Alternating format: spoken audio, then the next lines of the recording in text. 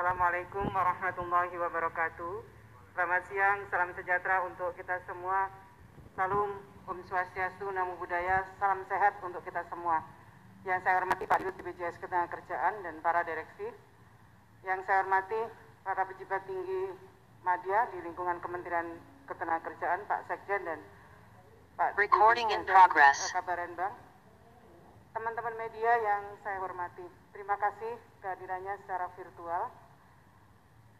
Bapak Ibu hadirin sekalian yang saya hormati, pandemi COVID-19 yang masih berlangsung hingga saat ini telah memberikan tekanan pada kondisi sosial ekonomi masyarakat kita. Pemerintah sangat memahami kesulitan yang dihadapi oleh seluruh masyarakat, termasuk yang dihadapi oleh para pekerja dan pengusaha. Hingga saat ini berupaya untuk mengantisipasi dan menekan dampak negatif pandemi COVID-19 ini, baik dari aspek kesehatan, ekonomi, dan aspek sosial. Untuk membantu ini dan daya beli pekerja atau buruh menangani COVID-19 ini, terlebih dikarenakan adanya penurunan aktivitas masyarakat akibat pemberlakuan PPKM, pemerintah kembali menetapkan untuk memberikan bantuan subsidi gaji atau upah bagi pekerja atau buruh pada tahun 2021. Bantuan subsidi gaji atau upah tahun 2021 ini sedikit berbeda dengan BSU tahun 2020 yang lalu. Besaran bantuan subsidi gaji atau upah tahun ini sebesar 500.000 per bulan selama 2 bulan yang akan diberikan sekaligus sebesar 1 juta rupiah kepada pekerja atau buruh yang memenuhi persyaratan. Adapun persyaratan pekerja atau buruh yang akan mendapatkan bantuan subsidi gaji atau upah adalah warga negara Indonesia dan ini dibuktikan dengan nomor induk kependudukan. Yang kedua, terdaftar sebagai peserta jaminan sosial tenaga kerja yang masih aktif di BPJS Ketenagakerjaan dan ini dibuktikan dengan nomor kartu kepesertaan sampai dengan bulan Juni 2021. Yang ketiga, mempunyai gaji atau upah paling banyak sebesar 3,5 juta dengan ketentuan pekerja atau buruh yang bekerja di wilayah dengan upah minimum provinsi atau kabupaten kota lebih besar dari 3,5 juta, maka persyaratan gaji atau upah tersebut menjadi paling banyak sebesar upah minimum provinsi atau kabupaten kota dibulatkan ke atas hingga ratusan ribu rupiah penuh. Sebagai contoh, upah minimum Kabupaten Karawang sebesar 4.798.312.000 dibulatkan menjadi 4.800.000. Yang keempat, bekerja di wilayah PPKM level 3 dan level 4 yang ditetapkan oleh pemerintah.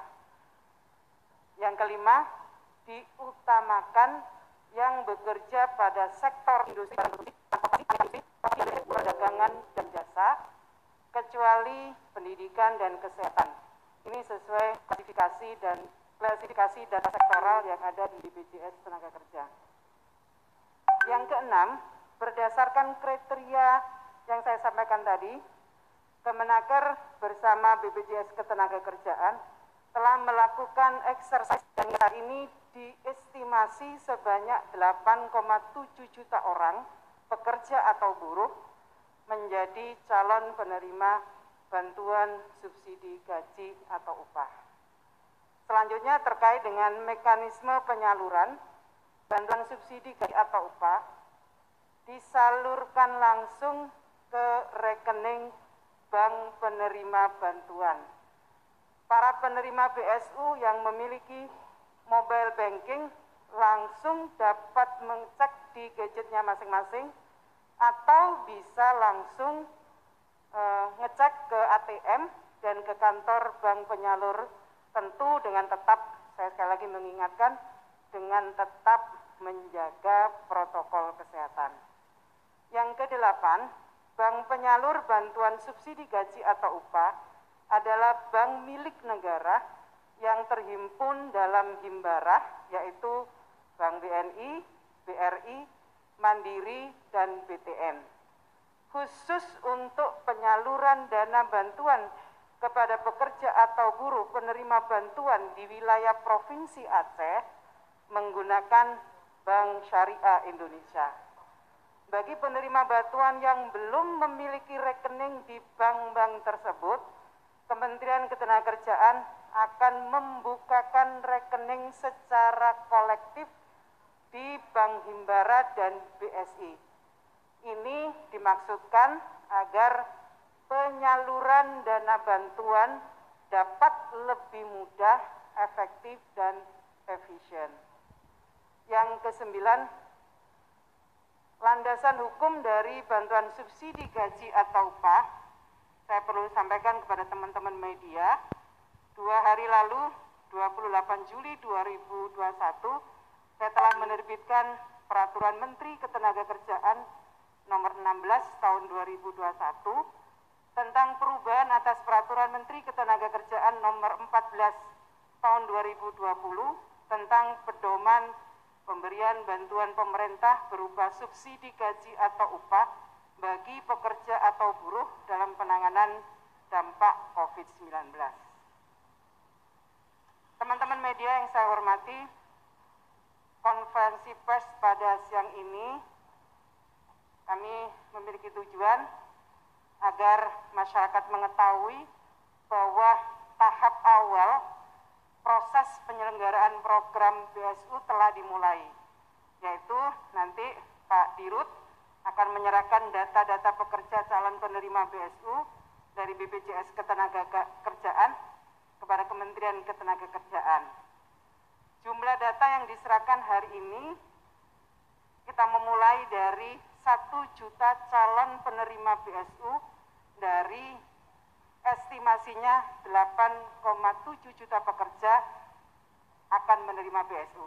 Jadi tentu data ini sangat dinamis melihat sesuai dengan ketentuan Peraturan Menteri Ketenagakerjaan tersebut.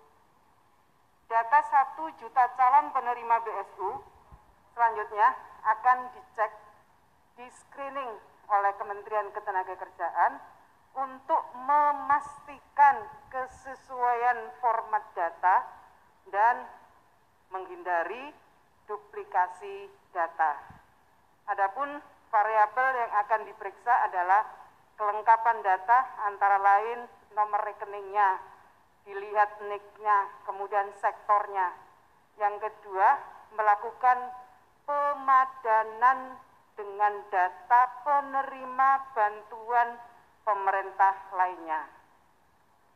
Saya juga ingin sampaikan BPJS Ketenagakerjaan dipilih sebagai sumber data, mengingat sampai saat ini data BPJS Ketenagakerjaan dinilai paling akurat dan lengkap sehingga akuntabel dan valid dipergunakan oleh pemerintah sebagai dasar pemberian bantuan subsidi secara cepat dan tepat sasaran. Di samping juga memberikan apresiasi kepada pekerja perusahaan yang menjadi peserta BPJS Ketenagakerjaan.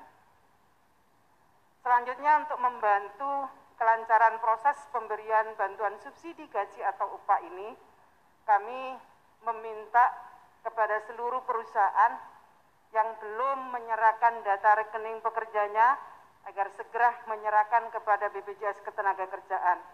Begitu pula kepada para pekerja atau buruh yang memenuhi syarat tapi belum menyerahkan data nomor rekening banknya ke perusahaan, kami mohon untuk segera menyerahkan kepada perusahaan, dan ini saya ingin sampaikan akan memperlancar pemberian bantuan subsidi upah. Terakhir, saya berharap dengan bantuan subsidi gaji atau upah ini, pemerintah berharap dapat membantu meringankan beban ekonomi para pekerja atau buruh dan juga perusahaan yang sedang sulit di masa pandemi COVID-19. Saya berharap bisa digunakan sebaik-baiknya Dan saya mengingatkan untuk terus mematuhi protokol kesehatan, dan saya juga terus mengajak untuk terus optimis. Kita pasti bisa melewati masa sulit ini apabila kita bersama-sama. Terima kasih. Wallahul muwaffiq ila aqwamit thoriq. Wassalamualaikum warahmatullahi wabarakatuh.